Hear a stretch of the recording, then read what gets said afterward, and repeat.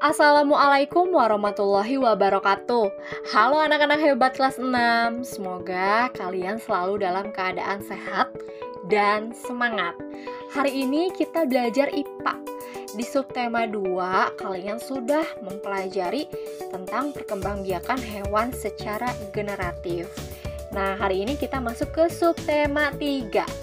Ayo selamatkan hewan dan tumbuhan. Coba perhatikan, pada buku siswa halaman 110 terdapat gambar-gambar hewan khas Indonesia. Yang pertama, hewan apakah ini? Ya, benar, ini adalah orang utan dari Kalimantan. Selanjutnya, hewan apa ini? Ya, pintar, ini adalah badak bercula 1 dari Ujung Kulon ya anak-anak. Ujung Kulon itu merupakan taman nasional yang ada di Banten. Dan yang terakhir, hewan apa ini? Ya, betul, ini adalah harimau Sumatera. Hewan-hewan tersebut kini dilindungi oleh pemerintah. Mengapa? Karena hewan-hewan tersebut langka dan terancam punah. Kira-kira apa ya yang menyebabkan hewan-hewan tersebut menjadi langka? Oke, setelah kalian belajar, kalian akan dapat menjelaskan penyebab hewan-hewan khas Indonesia menjadi langka. Yang kedua, kalian diharapkan juga dapat menjelaskan cara untuk melestarikan hewan. Selanjutnya yang ketiga, diharapkan kalian juga nanti setelah belajar akan dapat menjelaskan cara untuk melestarikan tumbuhan dengan benar. Bagaimana? Siap? Oke, fokus ya.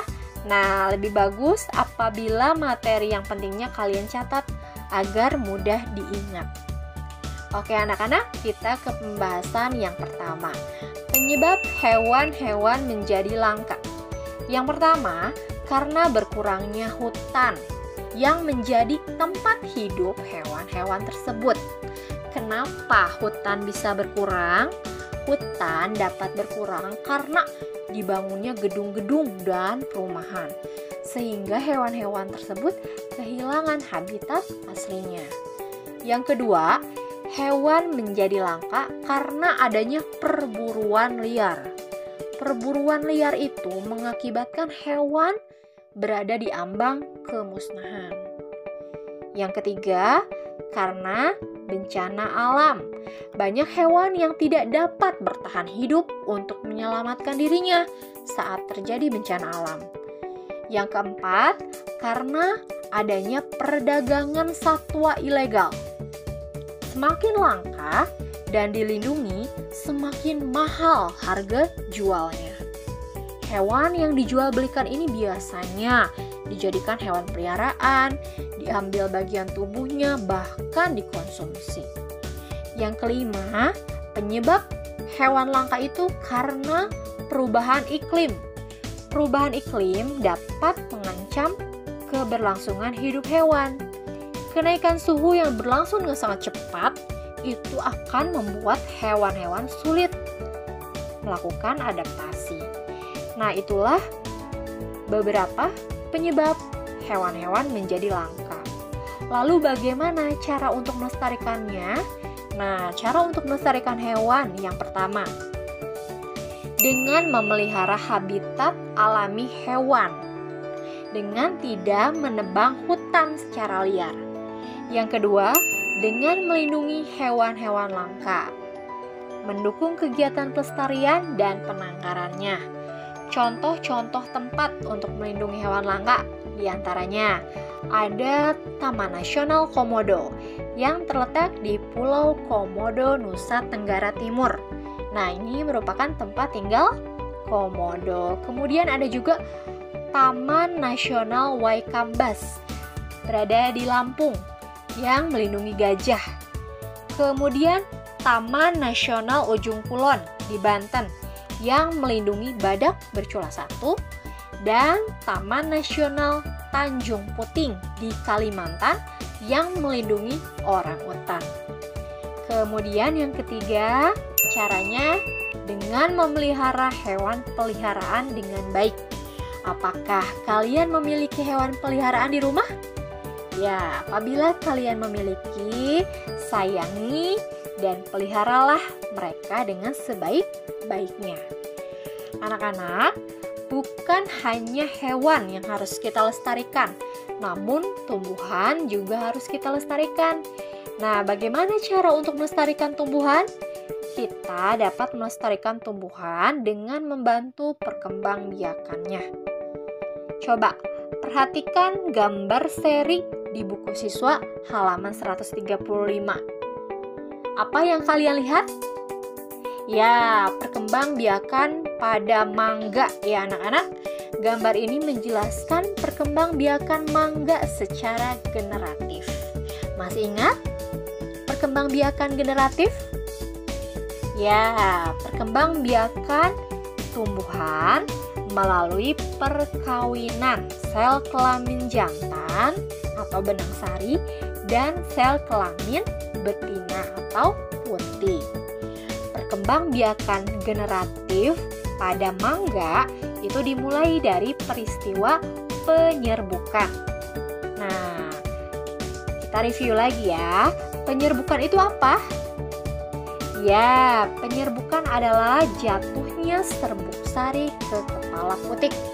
Serbuk sari itu bisa jatuh ke kepala putik karena tertiup angin ataupun karena terbawa oleh kaki-kaki serangga yang hinggap di atas bunga. Nah, coba perhatikan gambar ini.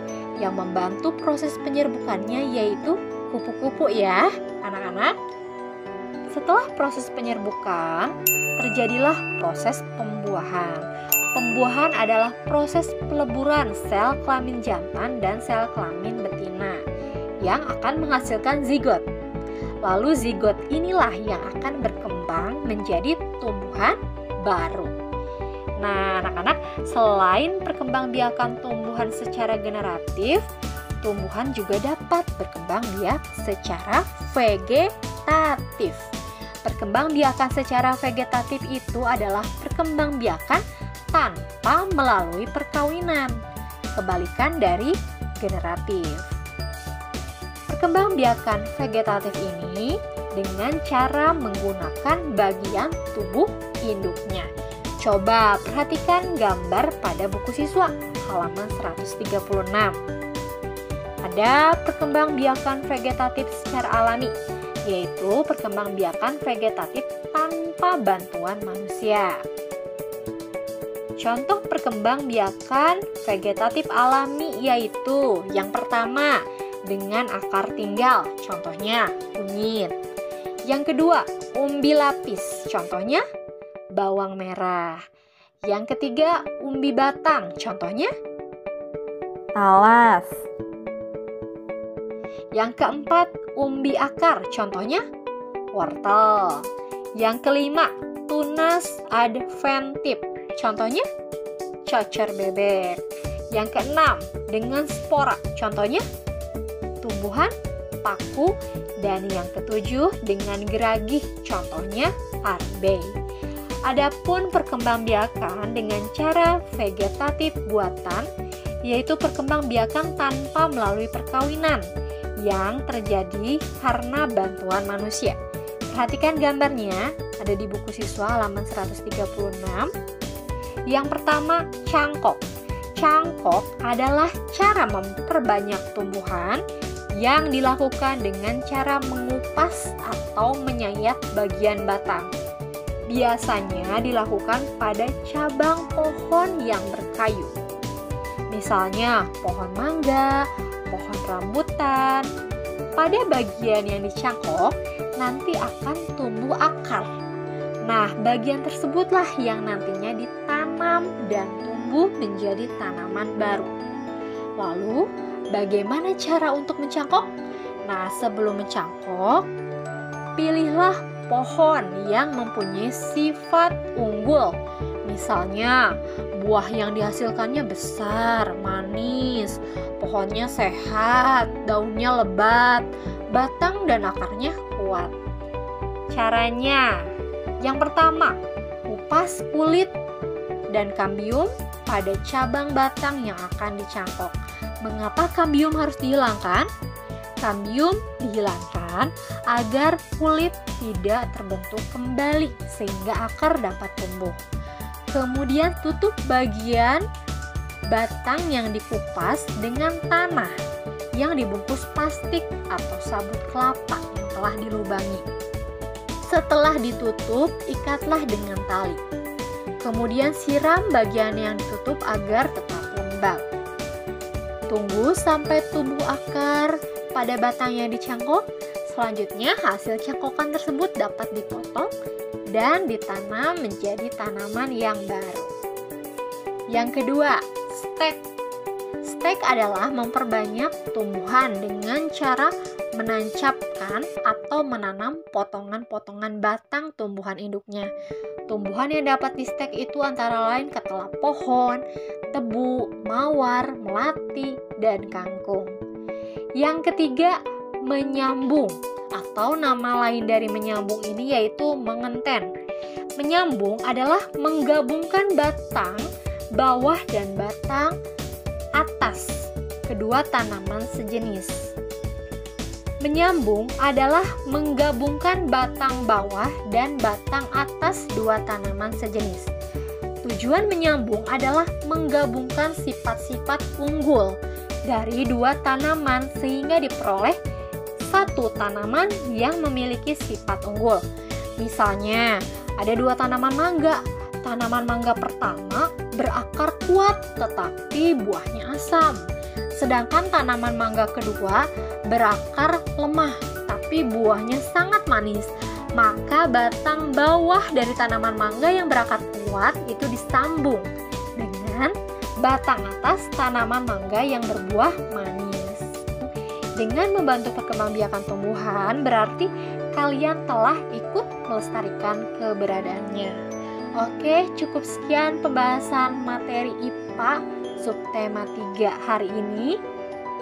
Semoga apa yang dijelaskan dapat dipahami dan menjadi ilmu yang bermanfaat.